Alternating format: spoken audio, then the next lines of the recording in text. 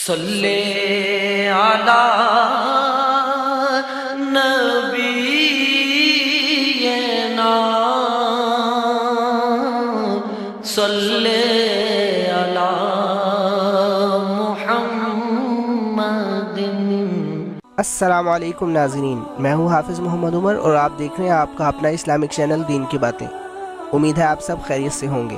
حیات صحابہ کے سلسلے میں ایک نئی ویڈیو کے ساتھ حاضر خدمت ہوں۔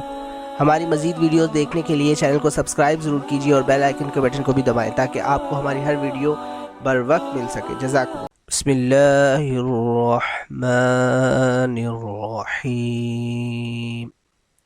حضرت علی رضی اللہ تعالیٰ عنہ کا قلعہ خیبر کے دروازے کو ڈھال بنانا۔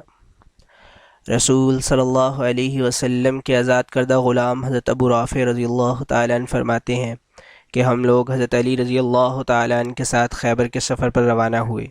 حضور صلی اللہ علیہ وسلم نے ان کو اپنا جھنڈا دے کر بھیجا تھا۔ جب حضرت علی رضی اللہ تعالیٰ عنہ قلعہ کے قریب پہنچے تو قلعہ والے لڑنے کے لیے قلعے سے باہر آ گئے۔ چنانچہ حضرت علی رضی اللہ تعالیٰ عنہ نے ان سے جنگ شروع کر دی۔ ان یہودیوں میں سے ایک نے آپ رضی اللہ تعالیٰ عنہ پر تلوار کا زوردار حملہ کیا، جس سے حضرت علی رضی اللہ تعالیٰ عنہ کے ہاتھ سے ڈھال نیچے گر گئی۔ حضرت علی رضی اللہ تعالیٰ عنہ نے فوراً قلعہ کا دروازہ اکھیڑ کر اسے اپنی ڈھال بنا لیا اور دروازے کو پکڑ کر حضرت علی رضی اللہ تعالیٰ عنہ لڑتے رہے، یہاں تک کہ اللہ تعالیٰ نے انہیں فتح نصیب فرمائی۔ پھر انہوں نے اس دروازے کو نیچے ڈال دیا۔ پھر میں نے 7 اور آدمیوں کو لے کر کوشش کی کہ اس دروازے کو پلٹ دیں، لیکن ہم 8 آدمی اس دروازے کو پلٹ نہ سکے۔ حضرت جابر رضی اللہ تعالیٰ عنہ فرماتے ہیں کہ حضرت علی رضی اللہ تعالیٰ عنہ نے غزوہ خیبر کے دن قلعہ کا دروازہ اٹھا لیا۔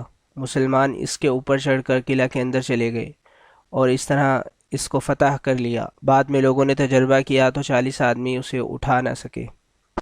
حضرت جابر رضی اللہ تعالیٰ عنہ کی ایک روایت میں یہ ہے کہ 70 آدمیوں نے اپنا پورا زور لگایا تب دروازے کو واپس اس کی جگہ پر لگا سکے۔